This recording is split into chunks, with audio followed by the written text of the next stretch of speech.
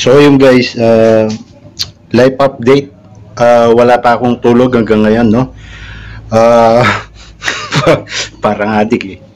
Ayan yung ulam ko ngayon. Ayan, no? Ano yan? Anong tawag dun? Yung giniling. Ayan, medyo pinapakulo ko siya ng pinapakulo para manot ng manot yung sabaw niya, yung mga ingredients. Maghalo-halo talaga. Yung basta yun. Parang ano yan, yung sauce ng spaghetti. Alright. Hanggang ngayon, ikaw pa rin ang inibig ko.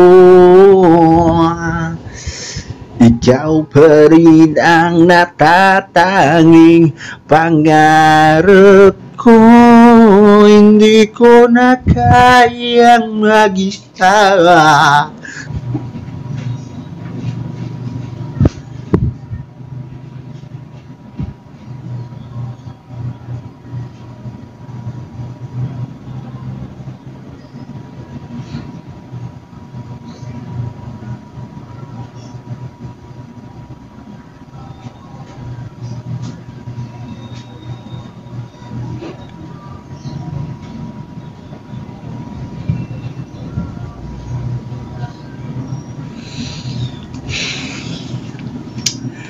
Lonely, I'm Mr. Lonely, I'm with nobody. Ay. So mga taropa, gusto ko lang ipaalam sa inyo na ako lang po mag-isa dito. Sa mga hindi po nakakalam, mag-isa lang po ako dito. I am very lonely. Ayan. Ayan. Biglang nagdilim eh. Pakita ko sa inyo.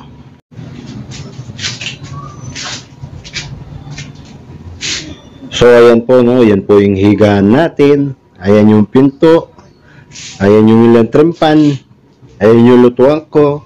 Ito yung water station ko. Yung mga plato at pinggan ko. Plato at pinggan. Pares lang yun eh. Ayan yung mga dishes na hindi pa nauugasan. Mga visit na yan. Ito yun naman yung ating drawer na lagayan ng damit. Of course, damit. Tapos, ayan, yung notebook. Tapos, mga barya. Ayan. Tapos, yung green screen natin na may dalawang lights. Tapos, yung stand. Ayan, stand. Tapos, yun, gitara. So, yun lang po. Maraming salamat. Par, ang lalim ng iniisip mo Ano par, ano kasi, meron kasi akong problema. Ano yun par? Yung, kumbaga, yung sa pagbablog ko, hindi na ako nakakagawa ng content kasi, tangin na nakakaburyo kasi dito eh. Wala akong makausap. Ako? Wala akong pinagkakabisihan, ganun. Wala akong ganap lagi. Lagi na ako nandito sa loob ng bahay. At saka, yun, pahiga-higa. Tapos, pag tatayo lang ako, pagkakain na or maliligo. So, bigyan mo sana ako ng payo para kung anong gagawin ko. Trabaho ka? Kasi, tangin na, konting-konti na lang, mababaliw na ako dito eh. Baliw ka naman. Isipin mo na lang yun. Tangin na, ilang buwan na akong ganito. Tinatamad akong mag-grind kasi parang nonsense ba. Yung iba kasi hindi nila naiintindihan eh. Hanggat wala sila sa sitwasyon na to, yung parang papunta ka na sa depression. Shush! Pero hindi. Parang loneliness lang yung nararamdaman ko eh. Pero may konting suicidal thoughts na ako. Gago! Konting-konti na lang. Pero kaya ko to. Matibay nga ako eh. Yan! Kung iba lang yung nakakaramdam nito at hindi ako, yung iba yung nasa pwestuhan ko. Ano ba talaga? Siya mismo yung nakakaranas nito. Tangin na, matagal na sigurong naburol yun. Alam mo tol, nakakapagod maging lalaki, no? Yung kumbaga, walang may paki sa'yo. Ganyan talaga. Lalo na kapag nadadown ka na. Yung wala kang mapagsabihan ng nararamdaman mo. Meron man, pagtatawanan ka lang. Tapos, putang ina mo, kalalaki mong tao, ang hina-hina mo. Putang ina, hindi porke lalaki, hindi ka, hindi mo kailangan ng ng care.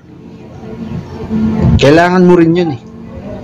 Kahit lalaki ka, medyo may nararamdaman ka rin na hindi kaaya-aya. Lalo na kapag ganito, putang ina yan. Gets mo ba ako, tol? Pero pag may achievements ka, lahat yan sila mangungumusta. Lahat yan sila tropa ka, lahat yan sila kamag-anak ka. Lahat yan sila magbibilib sa'yo. Pero pag nasa kaibuturan ka ng loneliness mo, kaibuturan ng pagka-down ng buhay mo, wala, tangina.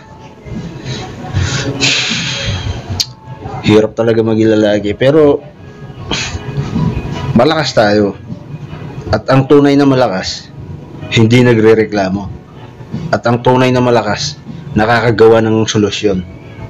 So, anong kailangan mong gawin? Anong kailangan kong gawin, tol? Bahala ka, diskarte mo yan.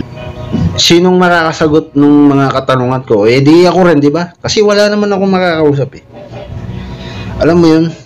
Kaya pag minsan nagsasawa akong kausap ka, kapal! Dinadaan ko na lang sa alak. Dinadaan ko na lang sa sigarilyo. Pero lalo mo lang dinadown yung sarili mo kapag ginagawa mo yun eh. Dapat talaga unahin mo disiplina. Tama. Hard work.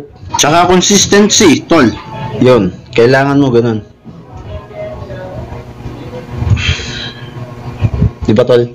Basta ako, tol, malaki ang tiwala ko sa sarili ko. Kaya ko to. Naman!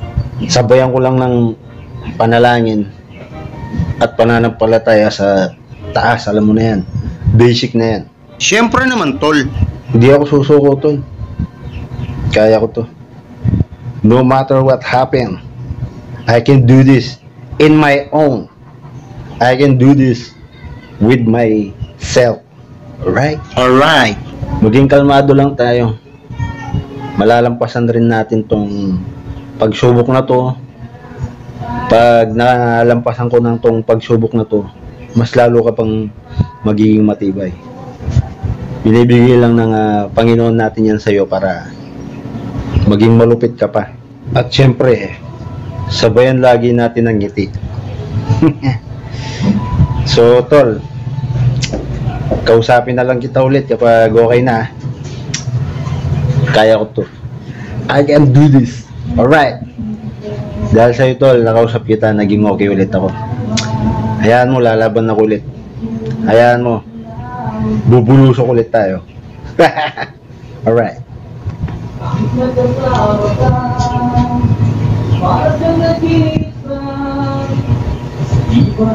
Ah.